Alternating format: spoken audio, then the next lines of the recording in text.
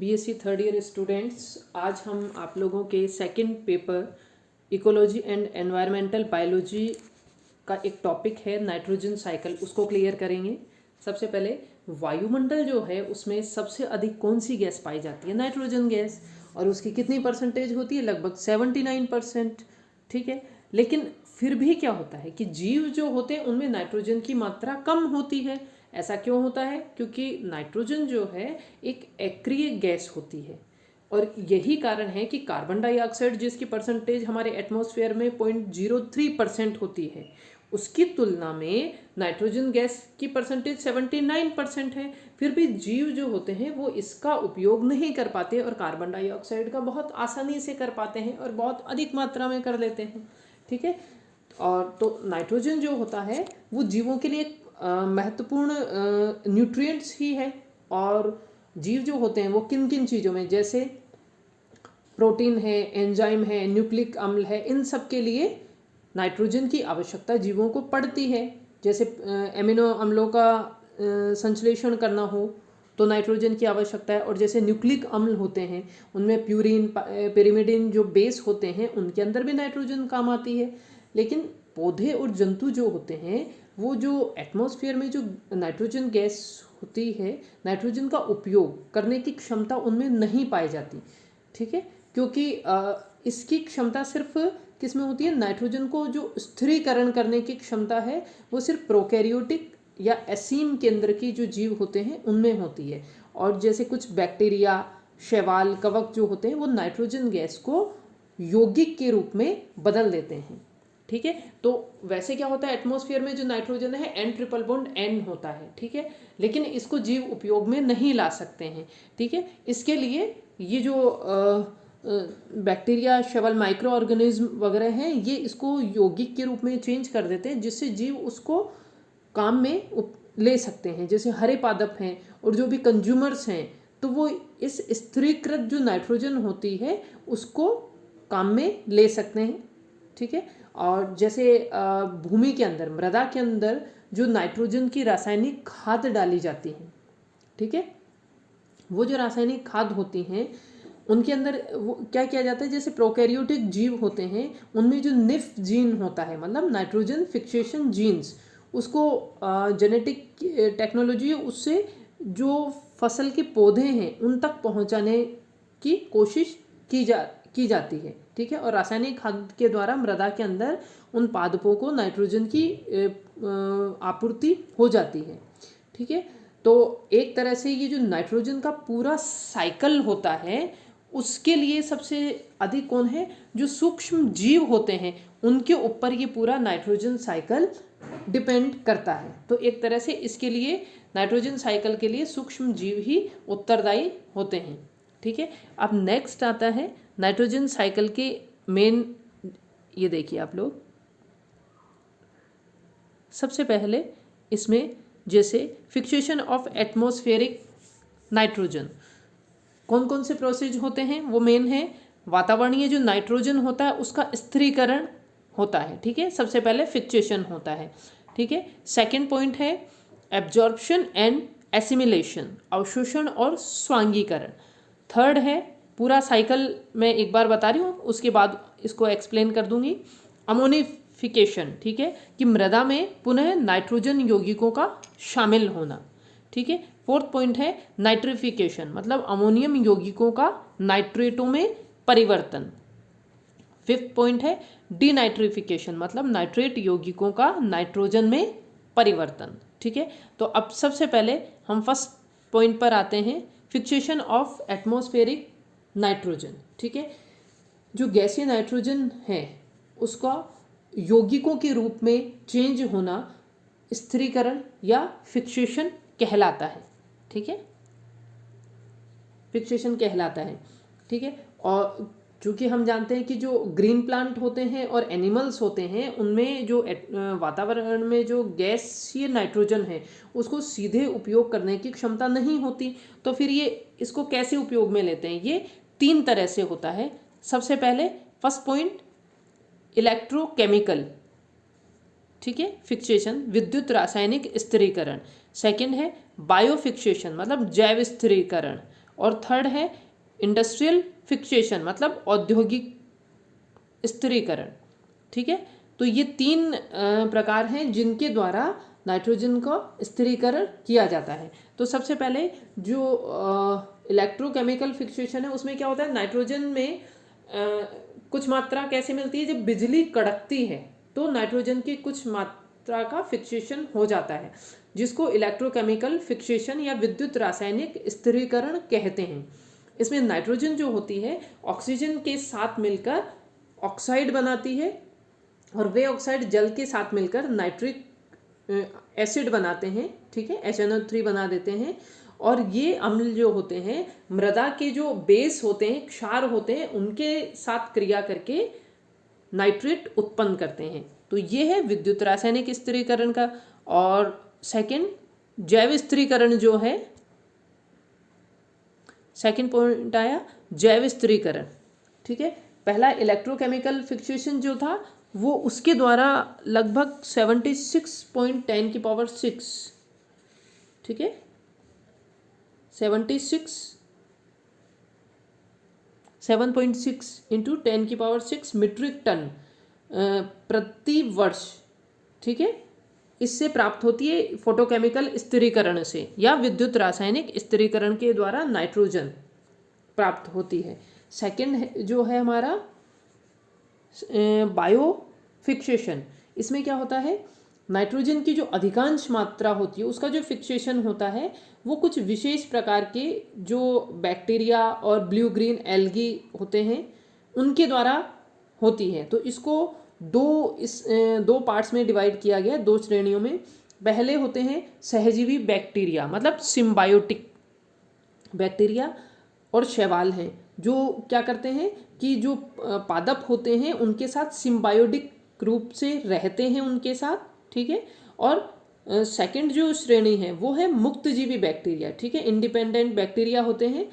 ठीक है, और ब्लू ग्रीन एल्गी भी उसमें आते हैं। ठीक है, तो इन दोनों के द्वारा ये जो सहजीवी बैक्टीरिया हैं और शैवालों, इनके द्वारा किए जाने वाला जो फिक्सेशन होता है उसकी तुलना में ये जो मुक्तजीवी माइक्रो ऑर्गेनिज्म होते हैं उनकी तुलना में ये 100 गुना अधिक नाइट्रोजन को फिक्स करते हैं। और ये विधि बायो फिक्सेशन कहलाती है। तो कौन कौन कर रहा है, एक तो सिम्बायोटिक बैक्टीरिया इसको नाइट्रोजन को फिक्सेशन कर रहे हैं, और दूसरा है मुक्तजीवी सूक्ष्म जीव, मतलब इंडिपेंडेंट माइक्रो ऑर्गेनिज्म, ये दोनों कर रहे हैं। लेकिन जो बायोटिक सिम्बायोटिक बैक्टीरिया है वो सूक्ष्म जीवों की तुलना में 100 गुना अधिक नाइट्रोजन फिक्सेशन करते हैं। और ये इनके द्वारा जो नाइट्रोजन का स्थिरीकरण है वो कहलाता है जैव स्थिरीकरण या बायो फिक्सेशन। और ये जो है इसके अंदर 54.10 की पावर 6 टन मीट्रिक टन जो है वो बायो फिक्सेशन के द्वारा प्रतिवर्ष नाइट्रोजन फिक्सेशन किया जाता है। ठीक है, थर्ड आता है इंडस्ट्रियल फिक्सेशन। इसमें क्या होता है, ये भी नाइट्रोजन फिक्सेशन की एक विधि होती है जो कृत्रिम विधि है। ठीक है, औद्योगिक या कृत्रिम विधि है। इसमें नाइट्रोजन के जो विभिन्न यौगिक होते हैं उनको रासायनिक खाद के रूप में बदल दिया जाता है। ठीक है, रासायनिक खाद बनाई जाती है और फिर इनको मिट्टी के अंदर डालकर ये जो नाइट्रोजन का साइकिल होता है उसको कंप्लीट किया जाता है औद्योगिक स्थिरीकरण के द्वारा। ठीक है, इंडस्ट्रियल फिक्सेशन। और इसके द्वारा लगभग 30 इंटू 10 की power 6 ton fixation in industries के द्वारा कंप्लीट किया जाता है। ठीक है, और इसके अलावा 0.2 मल्टीप्लाई 10 की पावर 6 जो 6 मीट्रिक टन जो है वो जो वॉल्केनिक एक्शंस होती हैं उनके द्वारा नाइट्रोजन फिक्सेशन होता है। ठीक है, इसको यहाँ किया 0.2 मल्टीप्लाई 10 की पावर 6 टन जो ज्वालामुखी होते हैं, वॉल्केनो होते हैं, उनके विस्फोट से ये प्राप्त होती है। 0.2 मल्टीप्लाई 10 की पावर 6 मीट्रिक टन वॉल्केनो मतलब ज्वालामुखी के द्वारा नाइट्रिफिकेशन होता है। ठीक है, अब नेक्स्ट ये देखिए आप लोग नाइट्रोजन चक्र, नाइट्रोजन साइकिल इसमें दिखा रखा है, इसको आप लोग देखिए। ठीक है, सबसे पहले यहाँ पे देखिए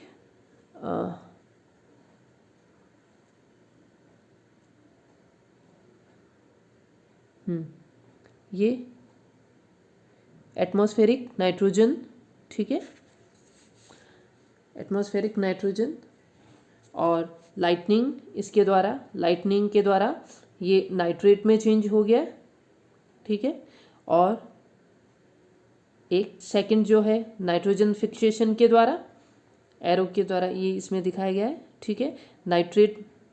नाइट्रोजन फिक्सेशन के द्वारा भी ये आकर नाइट्रेट में चेंज हो गए, और फिर नाइट्रेट जो है वो डीनाइट्रिफिकेशन के द्वारा वापस एटमॉस्फेरिक नाइट्रोजन में जाके शामिल हो जाती है, ठीक है। और एक ये जो नाइट्रेट होते हैं ग्राउंड वाटर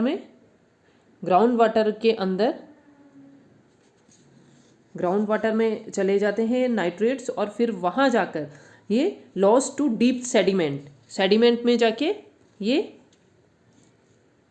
खत्म हो जाते हैं, सेडिमेंट में चला जाता है ये नाइट्रेट, ठीक है।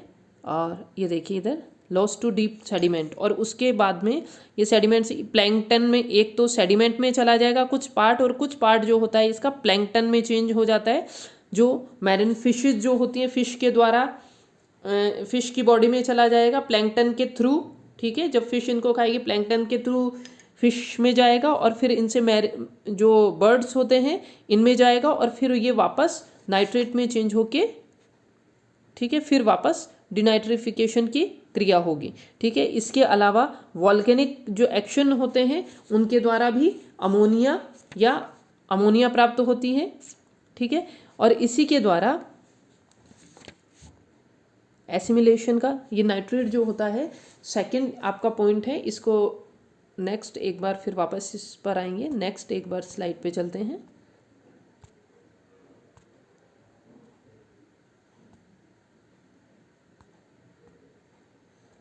हमारा जो फर्स्ट है, सेकंड है एब्जॉर्प्शन एंड एसिमिलेशन, ठीक है। सेकंड पॉइंट हमारा है ये नाइट्रोजन का जो फिक्सेशन अभी हमने पढ़ा, इसमें क्या होता है, इसके जो सारे पद हमने पढ़े, फर्स्ट ये सारे पद जो इसमें पढ़े हैं ये सारे क्या होते हैं, एंडोथर्मिक होते हैं, और इनके लिए क्या होती है, ऊर्जा की आवश्यकता होती है, क्योंकि इस क्रिया के अंदर क्या होता है, एटमॉस्फेयर में जो नाइट्रोजन होती है N2 के रूप में होती है, ठीक है। तो इसको N2 से इसको 2N में चेंज किया जाता है, और ये कार्य कौन करते हैं, जो सूक्ष्म जीव होते हैं, जैसे नाइट्रोजनेज, हाइड्रोजनेज, सूक्ष्म जीव जो होते हैं इन एंजाइम की सहायता से, नाइट्रोजनेज और हाइड्रोजनेज एंजाइम की सहायता से करते हैं, और इस क्रिया के लिए उनको 160 किलो कैलोरी प्रति मोल ऊर्जा चाहिए होती है, ठीक है। तो उसमें क्या हो गया, नाइट्रोजन का जो 1 मोल होता है वो 28 ग्राम का होता है, तो 28 ग्राम नाइट्रोजन को तोड़ने के लिए 160 किलो कैलोरी ऊर्जा की आवश्यकता होती है। और जो सूक्ष्म जीव, जो माइक्रो ऑर्गेनिज्म ये कार्य करते हैं नाइट्रोजन फिक्सेशन का, वे ऊर्जा के लिए जिस प्लांट पे होते हैं, जिस होस्ट पर होते हैं, है ना, उससे उस एनर्जी को प्राप्त करते हैं, और उस प्लांट के लिए वो उस फिक्स नाइट्रोजन को फिक्सेशन करके उनको नाइट्रोजन उपलब्ध कराते हैं, ठीक है। और ये जो सूक्ष्म जीव होते हैं, जो मुक्त नाइट्रोजन जो होती है उसके साथ में हाइड्रोजन बॉन्ड बना लेते हैं, हाइड्रोजन बॉन्ड बनाते हैं, इस क्रिया में 13 किलो कैलोरी पर मोल की उनको आवश्यकता होती है, ठीक है। तो जो पादप होते हैं वो सीधे तो क्योंकि नाइट्रोजन का उपयोग नहीं कर पाते, और उसके लिए वो क्या करते हैं, इनको नाइट्रेट में और अमोनियम यौगिक में चेंज करते हैं, और ये जो अमोनियम लवण होते हैं वो सूक्ष्म जीवों में मिलते हैं, और जो कृत्रिम खाद होती हैं उनके रूप में भी पौधों में दिए जाते हैं, और ये जो नाइट्रेट यौगिक हैं, खाद हैं, ये सब कहाँ, खेतों में डालते हैं, और बिजली जब कड़कती है तो भी इनका फिक्सेशन होता है। ये सब फर्स्ट पॉइंट में आ गए। अब नेक्स्ट आता है अवशोषण और स्वांगीकरण, ठीक है, एब्जॉर्प्शन और एसिमिलेशन। अब जब नाइट्रेट यौगिकों को पादप मृदा से अपनी जड़ों के द्वारा अवशोषित कर लेते हैं, क्योंकि मिट्टी में वो चाहे रासायनिक खाद के द्वारा पहुँचे या फिर बिजली कड़कने से, है ना, किसी भी थ्रू नाइट्रेट यौगिक जब मृदा में आ गए तो पादप के द्वारा मृदा से इनको जड़ों के द्वारा अवशोषित किया जाता है। और जो सिम्बायोटिक माइक्रो ऑर्गेनिज्म होते हैं, ठीक है, उनसे प्राप्त करके जो अवशोषित नाइट्रोजन यौगिक होते हैं उनका उपयोग जब पादप अपने शरीर के लिए जो आवश्यक प्रोटीन होते हैं उनको बनाने के लिए जब इस फिक्स नाइट्रोजन यौगिकों का प्रयोग करते हैं तो ये क्रिया स्वांगीकरण या एसिमिलेशन कहलाती है। ठीक है, तो पादपों में नाइट्रोजन एमिनो अम्लों और अन्य प्रोटीनों के अंदर बदल जाती है। ठीक है, तो पादपों ने क्या कर लिया, उस जो नाइट्रोजन का फिक्सेशन हुआ था उस फिक्स नाइट्रोजन का प्रयोग एमिनो अम्ल और प्रोटीन को बनाने में कर लिया। और फिर इस प्रोटीन का उपयोग जो ट्रॉफिक लेवल होता है, पोषक स्तर होता है, उस पर किया जाता है। और ये जो सूक्ष्म जीवों के द्वारा ये जो फिक्स नाइट्रोजन का फिक्सेशन किया गया, ठीक है, वो जो टॉप लेवल के जो कंज्यूमर्स होते हैं उनके द्वारा फिर इस फिक्स नाइट्रोजन का उपयोग किया जाता है। तो वो डायरेक्ट एटमॉस्फेयर से किसी भी जीव ने उसको प्राप्त नहीं करके सूक्ष्म जीवों के थ्रू इनको नाइट्रोजन को प्राप्त किया। और ट्रॉफिक लेवल पे जो मतलब शिखर पे जो कंज्यूमर्स आते हैं उनके वहाँ तक ये साइकिल पहुँच जाता है, नाइट्रोजन का साइकिल। फिर नेक्स्ट आता है अमोनिफिकेशन, मृदा में पुनः नाइट्रोजन यौगिकों का सीमित होना। ठीक है, ये है थर्ड पॉइंट, मृदा में पुनः नाइट्रोजन यौगिकों का शामिल होना। तो ये कैसे होता है, सबसे पहले क्या होगा, जब जंतुओं द्वारा उत्सर्जित पदार्थ जैसे एनिमल होगा, प्लांट्स को किसने किया, एसिमिलेशन स्वांगीकरण हो गया। और फिर लैंड्स जो प्लांट्स थे उन्होंने उनको ग्रहण किया लैंड एनिमल ने। और फिर यूरिन के द्वारा ये ज़मीन में जा रहे हैं, ठीक है, उत्सर्जी पदार्थों के रूप में। ठीक है, और जो प्लांट और एनिमल के टिश्यूज़ होते हैं उनके अंदर नाइट्रोजन जो पाई जाती है उनके द्वारा ये एमिनो एसिड और ऑर्गेनिक अवशेष के द्वारा बाहर निकलते हैं। फिर इनका अमोनिफिकेशन होता है। ठीक है, अमोनिफिकेशन होता है, इसमें क्या होगा कि जंतुओं द्वारा जो उत्सर्जी पदार्थ में नाइट्रोजन की जो कार्बनिक यौगिक है जैसे यूरिया और यूरिक अम्ल आदि, ठीक है, और इसके अलावा जो वसा है, शर्करा है, उसी की तरह जो जब अतिरिक्त एमिनो अम्ल होता है उसको भी शरीर में स्टोर करने के लिए जंतुओं में कोई अलग से कोई साइकिल, कोई पाथवे नहीं होता है। ठीक है, तो जंतुओं के जो मलमूत्र होते हैं या मृत शरीर होते हैं या फिर पादपों के जो टूटे हुए टहनियाँ, पत्तियाँ, छाल वगैरह होते हैं उनमें भी नाइट्रोजन युक्त कार्बनिक यौगिक पाए जाते हैं। और यदि ये सारे के सारे जो नाइट्रोजन जिनमें से प्राप्त हो रही है जिन पार्ट से, वो अगर नाइट्रोजन चक्र को पुनः नहीं प्राप्त नहीं होंगे तो क्या होगा, वातावरण के अंदर नाइट्रोजन की कमी आ जाएगी और नाइट्रोजन साइकिल जो है वो अव्यवस्थित हो जाएगा, गड़बड़ा जाएगा। इसलिए इन यौगिकों पर क्रिया करने के लिए कुछ मृतजीवी बैक्टीरिया, ठीक है, सेप्रोट्रॉफिक बैक्टीरिया होते हैं, ठीक है, तथा जो एल्गी होते हैं इनका उपयोग करके इनको अमोनियम यौगिकों में तोड़ देते हैं, जिससे क्या होता है, जीवों की जो मृतदेह होती है, मलमूत्र आदि होते हैं, उसमें जो उपस्थित नाइट्रोजन होती है पुनः वापस स्वांगीकरण एसिमिलेशन के लिए वापस से पादपों को प्राप्त हो जाती है। ठीक है, तो ये जो अमोनिफिकेशन है वो जैसे बैसिलस सेप्टिलिस या बैसिलस मिजेंट्रिकस नामक जो अमोनिकारक बैक्टीरिया होते हैं वो प्रमुख हैं, उनके द्वारा ये वापस पुनः मृदा को प्राप्त हो जाते हैं। ठीक है, तो एक तरह से वापस नाइट्रोजन फ्री होके नाइट्रोजन साइकिल में आते हुए वापस प्लांट्स को मिल गई और वापस साइकिल स्टार्ट हो जाएगा। थर्ड साइकिल हो चुका है अमोनिफिकेशन। फोर्थ साइकिल है नाइट्रिफिकेशन। अब बहुत से पादप ऐसे होते हैं जिनके साथ में सहजीवी बैक्टीरिया नहीं पाए जाते, ठीक है, या जिनकी मृदा में मुक्तजीवी जो नाइट्रोजन फिक्सेशन करने वाले सूक्ष्म जीव होते हैं वो भी नहीं पाए जाते। ठीक है, तो और उनके लिए क्योंकि नाइट्रेट यौगिक आवश्यक हैं तो उनको नाइट्रेट जो होती है प्राकृतिक रूप से सीधे बिजली कड़कने के समय जो बनती है, तो वो वर्षा के जल के द्वारा मृदा में आ जाती है, या फिर कृत्रिम रूप से जब खाद दी जाती है मृदा के अंदर तो उनको प्राप्त होती है। तो इनके और इसके अलावा मृदा में जो नाइट्रेट होते हैं उसका तीसरा स्रोत है नाइट्रिफिकेशन करने वाले सूक्ष्म जीव। सूक्ष्म जीव ये जो बैक्टीरिया होते हैं मृदा के जो अमोनियम यौगिक होते हैं उनको नाइट्रेट में चेंज कर देते हैं, और ये कार्य भी इसके 2 स्टेप होते हैं। सबसे पहले नाइट्रोमोनास बैक्टीरिया होते हैं, पहले ये यौगिकों को नाइट्राइटों में चेंज करते हैं, और फिर बाद में नाइट्रोबैक्टर होते हैं। नाइट्रोबैक्टर फिर उस नाइट्राइट को नाइट्रेट में बदल देते हैं। ठीक है, इसमें ये देखिए ये 2 रिएक्शन लिखिए। फर्स्ट स्टेप, सबसे पहले अमोनिफिकेशन के अंदर भी रिएक्शन आप लोग देख रहे हैं। अमोनिफिकेशन में भी अमोनिया बनने की जो बता रखा है, अमोनिया प्राप्त हुई। और ये जो नाइट्रिफिकेशन में सबसे फर्स्ट नंबर वाली जो रिएक्शन है उसको आप देखिए, नाइट्रोमोनास बैक्टीरिया होते हैं उनकी प्रेजेंस के अंदर ही नाइट्राइट यौगिक बन रहे हैं। ये अमोनिया देखिए, अमोनिया से नाइट्राइट यौगिक बन गए। और फिर सेकंड जो रिएक्शन दे रखी है उसमें ये नाइट्रोबैक्टर की उपस्थिति में होती है। इसमें ये जो नाइट्राइट होते हैं वो नाइट्रेट में चेंज हो जाते हैं। ठीक है, नेक्स्ट स्टेप आती है डीनाइट्रिफिकेशन। तो अनेक प्रकार के बैक्टीरिया होते हैं जो नाइट्रेट को वापस से पुनः नाइट्रोजन के रूप में परिवर्तित कर देते हैं, और ये क्रिया कहलाती है डीनाइट्रिफिकेशन, विनाइट्रीकरण। और ये क्या हो गई, नाइट्रोजन फिक्सेशन के जस्ट अपोजिट रिएक्शन होती है। और ये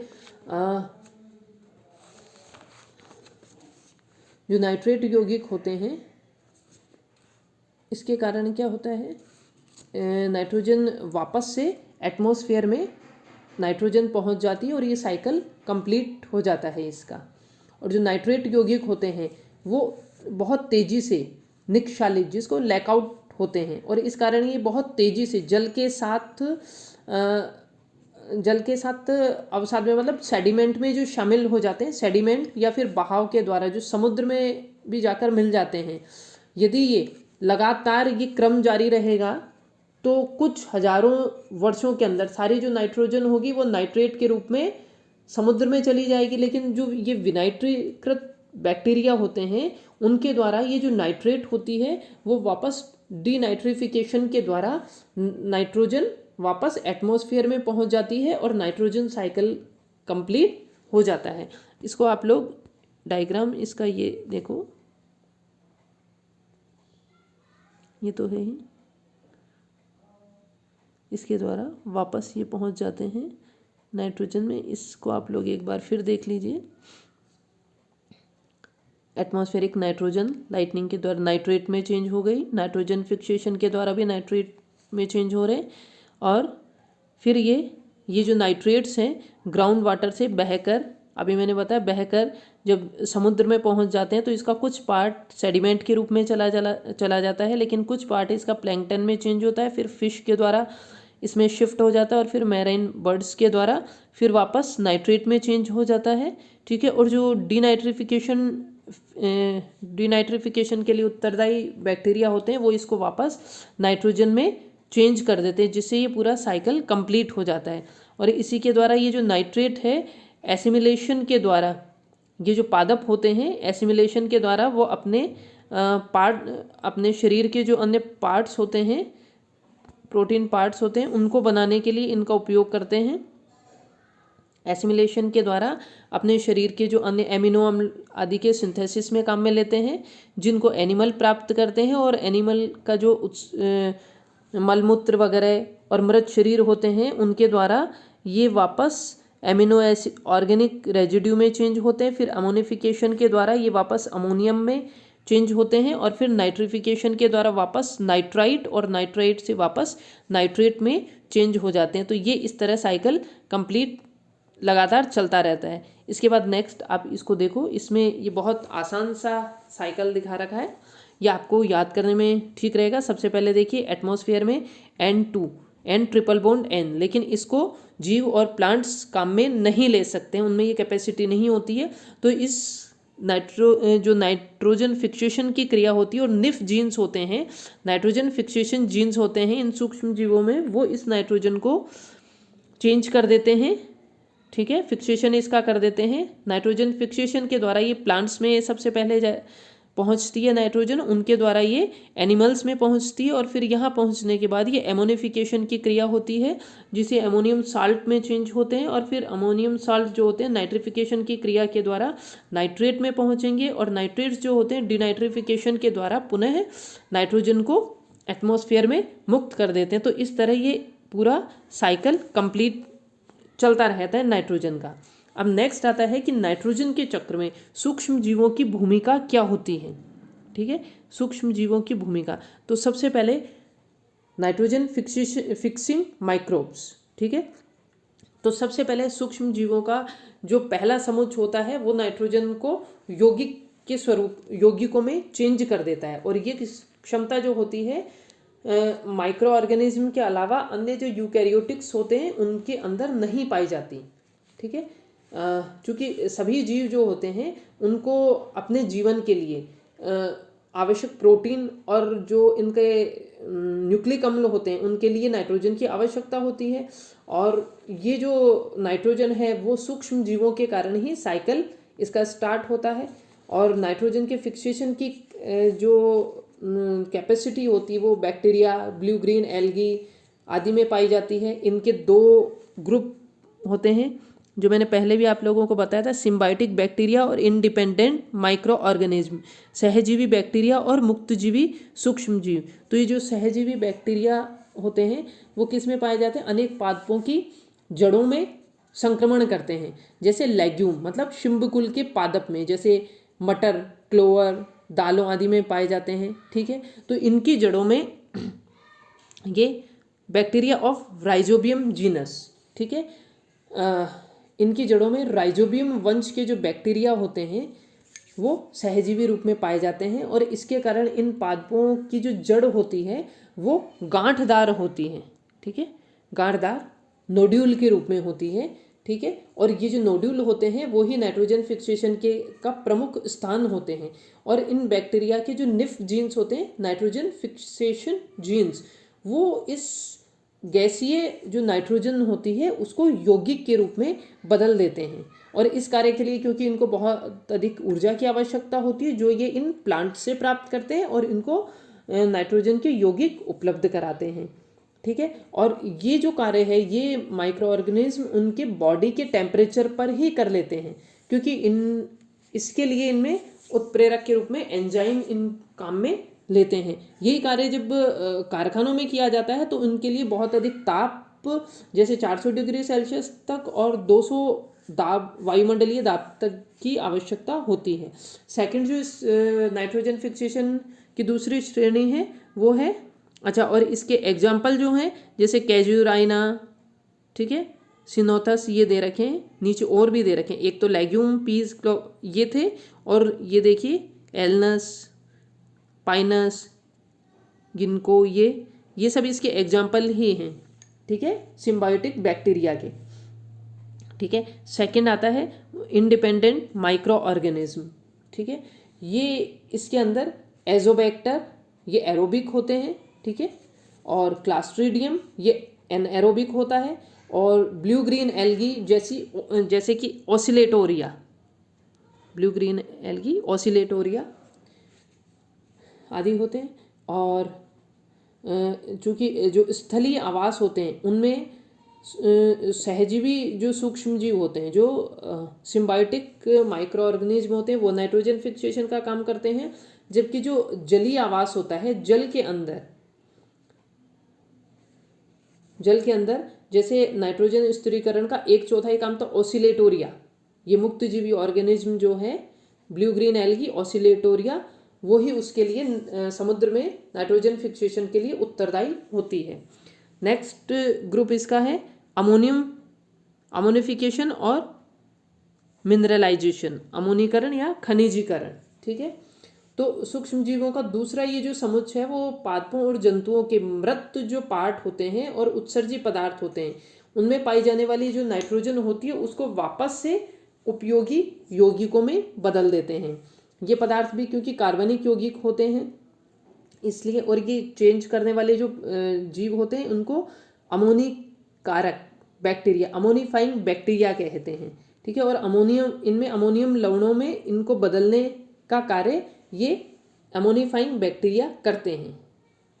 ठीक है, और ये कैसे होते हैं? हेट्रोट्रॉफिक, विषमपोषी और सेप्रोट्रॉफिक, मतलब मृतपोषी होते हैं ये अमोनिफाइंग बैक्टीरिया। ये अमोनिफाइंग बैक्टीरिया हेट्रोट्रॉफिक और सेप्रोट्रॉफिक होते हैं।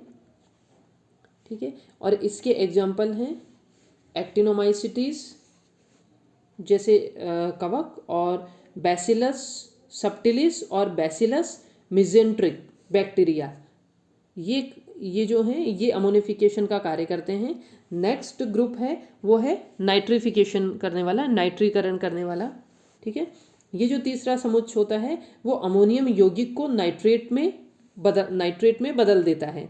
और नाइट्रेट जो होती है, क्योंकि अनेक पादपों के लिए नाइट्रोजन का प्रमुख स्रोत होती है, और ये कार्य जो होता है नाइट्रोस्पाइरा, नाइट्रोसोग्लिया, नाइट्रोकोकस जैसे बैक्टीरिया करते हैं। अमोनियम साल्ट नाइट्रेट में चेंज हो जाते हैं, NO3-, ये कार्य कौन कर रहा है? नाइट्रोस्पाइरा, नाइट्रोसोग्लिया और नाइट्रोकोकस। ठीक है, और इन्हीं में ये जो नाइट्रिफिकेशन करने वाले सूक्ष्म जीव है इनमें एक ग्रुप होता है जो अमोनियम साल्ट को नाइट्रेट्स NO2- में चेंज कर देता है, वो कौन है? नाइट्रोमोनास।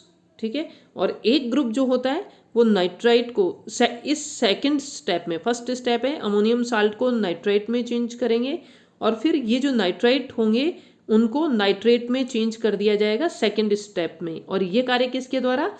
नाइट्रोबैक्टर के द्वारा, बैक्टीरिया के द्वारा किया जाता है। नाइट्रोबैक्टर और नाइट्रोसिस्टिस आदि बैक्टीरिया हैं उनके द्वारा किया जाता है, और इन बैक्टीरिया को नाइट्रीफाइंग बैक्टीरिया कहा जाता है, और ये कार्य जो है नाइट्रिफिकेशन कहलाता है।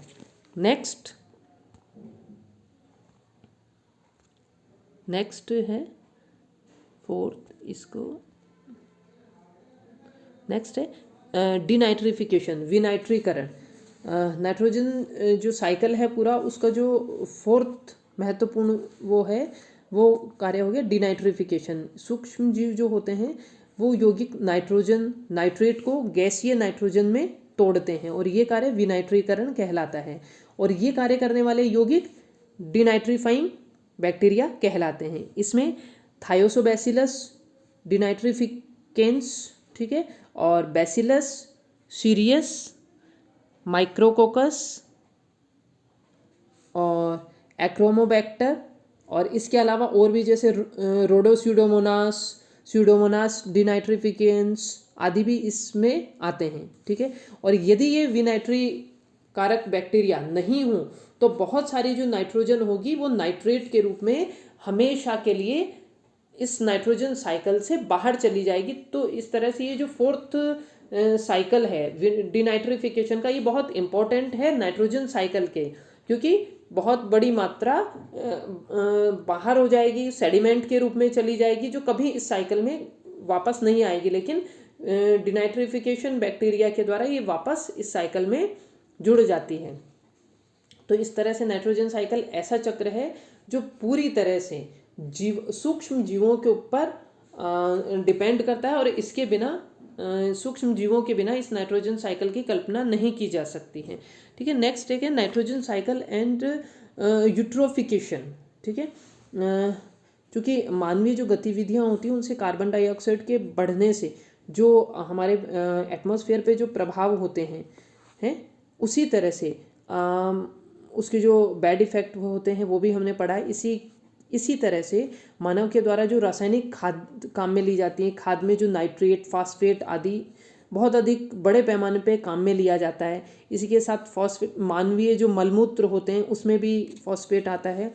तो ये जो नाइट्रेट, फास्फेट खेतों से, बागान से, पादपों के द्वारा अवशोषित नहीं किए जाते है ना, और वे निकल कर पानी के बहाव के द्वारा जो नदी, तालाब, झील, समुद्र आदि में पहुंच जाते हैं।